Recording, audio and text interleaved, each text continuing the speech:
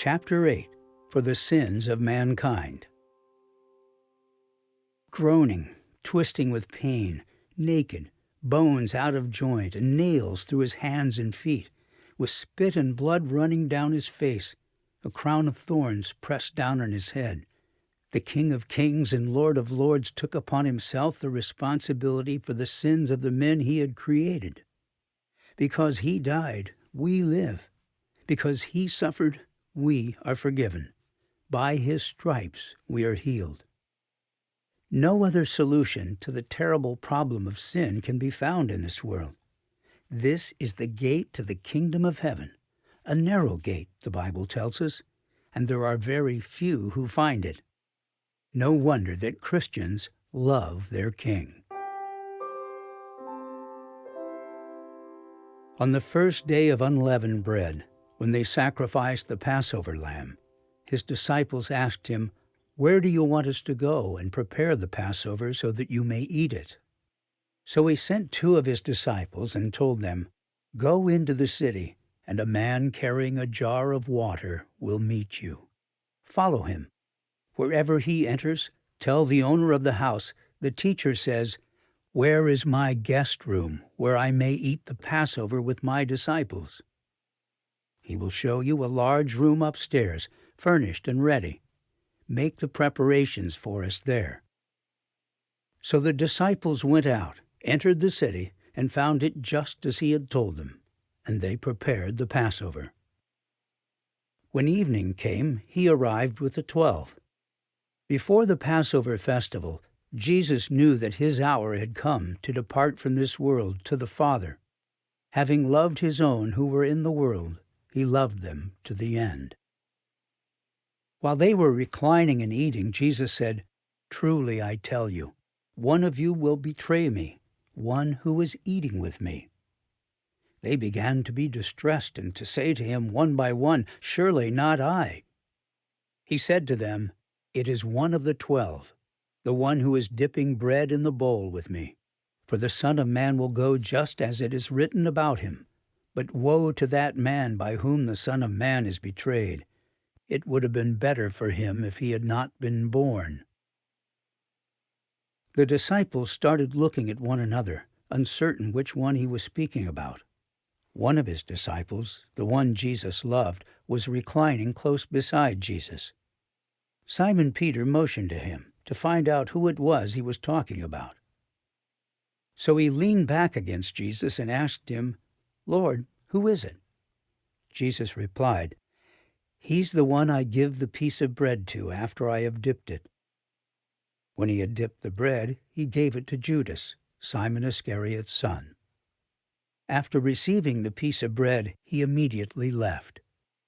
And it was night. As they were eating, he took bread, blessed and broke it, gave it to them, and said, "Take it, this is my body." Then he took a cup, and after giving thanks he gave it to them, and they all drank from it. "Don't let your heart be troubled. Believe in God. Believe also in me.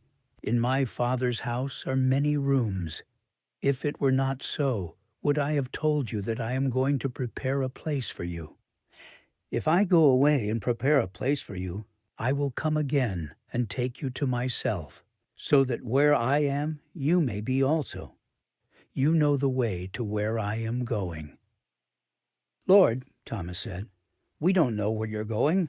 How can we know the way?" Jesus told him, "I am the way, the truth, and the life. No one comes to the Father except through me." "Lord," said Philip, "show us the Father, and that's enough for us." Jesus said to him, "Have I been among you all this time, and you do not know me, Philip? The one who has seen me has seen the Father. How can you say, 'Show us the Father'? Don't you believe that I am in the Father, and the Father is in me? The words I speak to you, I do not speak on my own. The Father who lives in me does his works. And I will ask the Father, and he will give you another counselor to be with you forever. He is the Spirit of truth. The world is unable to receive him because it doesn't see him or know him. But you do know him because he remains with you and will be in you. I will not leave you as orphans. I am coming to you. The Counselor, the Holy Spirit, whom the Father will send in my name, will teach you all things and remind you of everything I have told you. If anyone loves me, he will keep my word. My Father will love him, and we will come to him and make our home with him. The one who doesn't love me will not keep my words. The word that you hear is not mine, but is from the Father who sent me. I still have many things to tell you, but you can't bear them now. When the Spirit of truth comes, he will guide you into all the truth. For he will not speak on his own, but he will speak whatever he hears. He will also declare to you what is to come. The world cannot hate you, but it does hate me because I testify about it, that its works are evil. If the world hates you, understand that it hated me before it hated you. If you were of the world would love you as its own. However, because you are not of the world, but I have chosen you out of it, the world hates you. Remember the word I spoke to you. A servant is not greater than his master. If they persecuted me, they will also persecute you. If they kept my word, they will also keep yours. But they will do all these things to you on account of my name, because they don't know the one who sent me. If I had not come and spoken to them, they would not be guilty of sin. Now they have no excuse for their sin. The one who hates me also hates my Father. If I had not done the works among them that no one else has done, they would not be guilty of sin. Now they have seen and hated both me and my Father. But this happened so that the statement written in their law might be fulfilled. They hated me for no reason. After singing a hymn, they went out to the Mount of Olives. Then Jesus said to them, "All of you will fall away because it is written, 'I will strike the shepherd, and the sheep will be scattered.' But after I have risen, I will go ahead of you to Galilee." Peter told him, "Even if everyone falls away, I will not." "Truly, I tell you," Jesus said to him, "today, this very night, before the rooster crows twice, you will deny me 3 times." But he kept insisting, "If I have to die with you, I will never deny you." And they all said the same thing. After Jesus had said these things, he went out with his disciples across the Kidron Valley, where there was a garden, and he and his disciples went into it. Judas, who betrayed him, also knew the place, because Jesus often met there with his disciples. So Judas took a company of soldiers and some officials from the chief priests and the Pharisees, and came there with lanterns, torches, and weapons. He came near Jesus to kiss him, but Jesus said to him, "Judas, are you betraying the Son of Man with a kiss?" At that moment, one of those with Jesus reached out his hand and drew his sword. He struck the high priest's servant and cut off his ear. Then Jesus told him, "Put your sword back in its place, because all who take up the sword will perish by the sword. Or do you think that I cannot call on my Father, and he will provide me here and now with more than 12 legions of angels? How then would the Scriptures be fulfilled that say it must happen this way?" And touching his ear, he healed him. At that time Jesus said to the crowds, "Have you come out with swords and clubs as if I were a criminal to capture me? Every day I used to sit teaching in the temple, and you didn't arrest me. But all this has happened so that the writings of the prophets would be fulfilled." Then all the disciples deserted him and ran away. Those who had arrested Jesus led him away to Caiaphas, the high priest, where the scribes and the elders had convened. Peter was following him at a distance, right to the high priest's courtyard. He went in and was sitting with the servants to see the outcome. The chief priests and the whole Sanhedrin were looking for false testimony against Jesus so that they could put him to death. But they could not find any, even though many false witnesses came forward. Finally, two who came forward stated, "This man said, 'I can destroy the temple of God and rebuild it in 3 days.'" The high priest stood up and said to him, "Don't you have an answer to what these men are testifying against you?" But Jesus kept silent. The high priest said to him, "I charge you under oath by the living God. Tell us if you are the Messiah, the Son of God." "You have said it," Jesus told him. "But I tell you, in the future you will see the Son of Man seated at the right hand of power and coming on the clouds of heaven." Then the high priest tore his robes and said, "He has blasphemed. Why do we still need witnesses? See, now you've heard the blasphemy. What is your decision?" They answered, "He deserves death." Then they spat in his face and beat him. Others slapped him and said, "Prophesy to us, Messiah.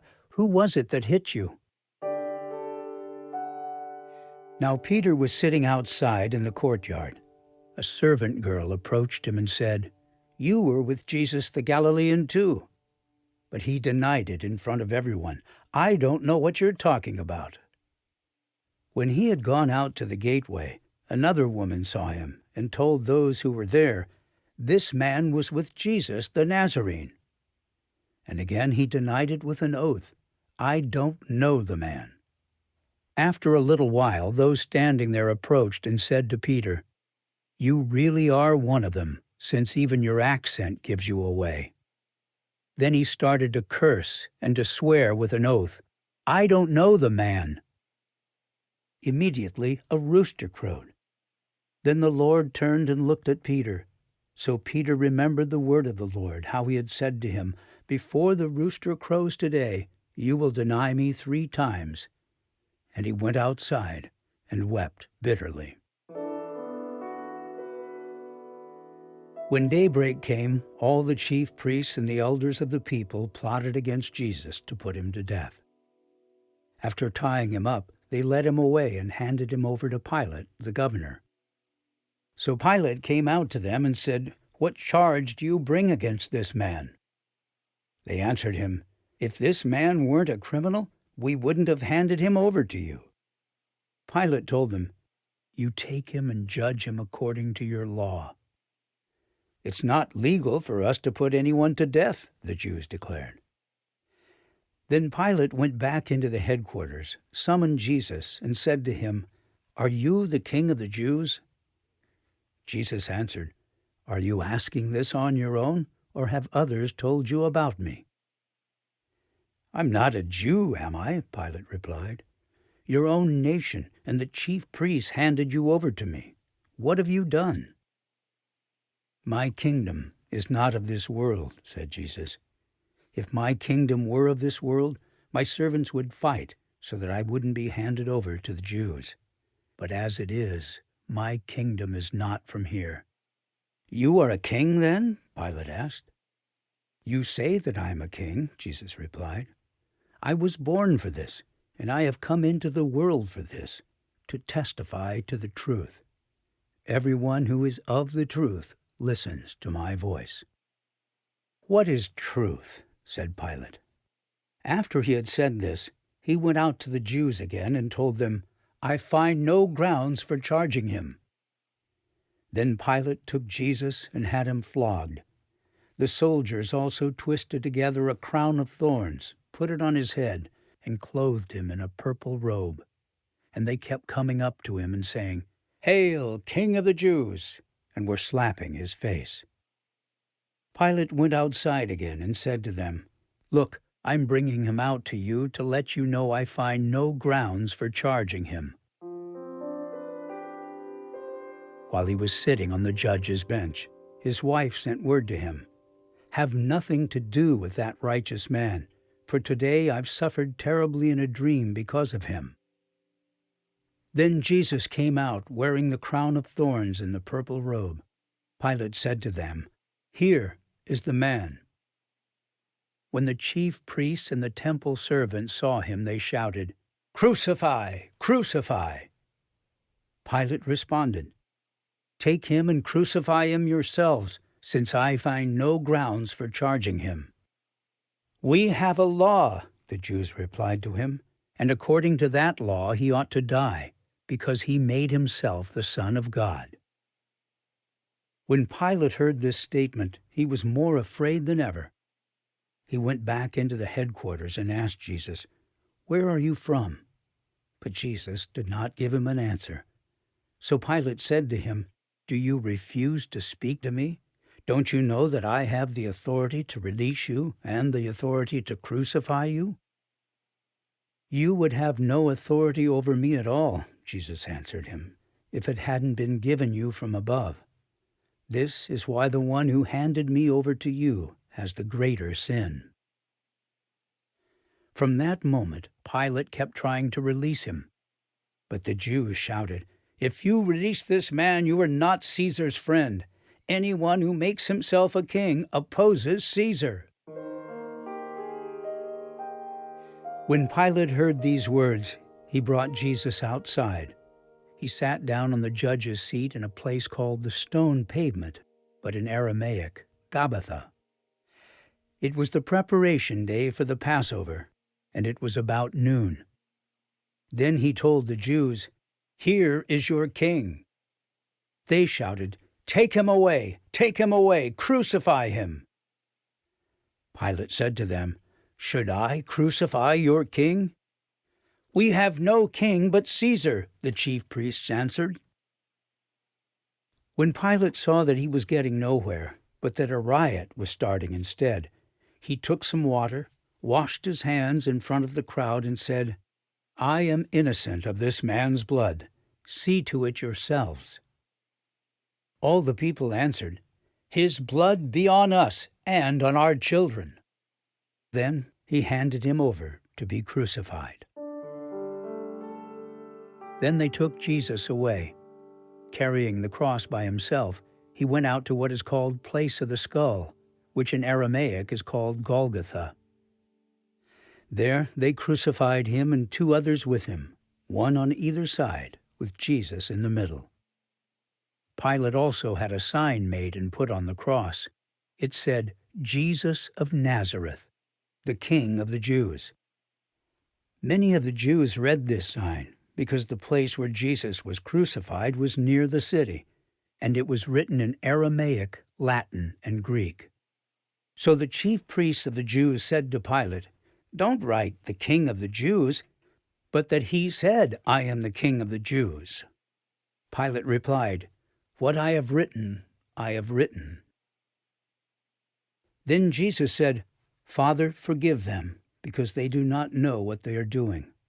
And they divided his clothes and cast lots. Those who passed by were yelling insults at him, shaking their heads and saying, "Ha! The one who would destroy the temple and rebuild it in 3 days, save yourself by coming down from the cross." In the same way, the chief priests with the scribes were mocking him among themselves and saying, "He saved others, but he cannot save himself. Let the Messiah, the King of Israel, come down now from the cross, so that we may see and believe." Even those who were crucified with him taunted him. The soldiers also mocked him. They came offering him sour wine and said, "If you were the King of the Jews, save yourself." Then one of the criminals hanging there began to yell insults at him. "Aren't you the Messiah? Save yourself and us." But the other answered, rebuking him, "Don't you even fear God, since you are undergoing the same punishment? We are punished justly, because we're getting back what we deserve for the things we did. But this man has done nothing wrong." Then he said, "Jesus, remember me when you come into your kingdom." And he said to him, Truly, I tell you, today you will be with me in paradise." From noon until 3 in the afternoon, darkness came over the whole land. About 3 in the afternoon, Jesus cried out with a loud voice, "Eli, Eli, lema sabachthani?" That is, my God, why have you abandoned me?"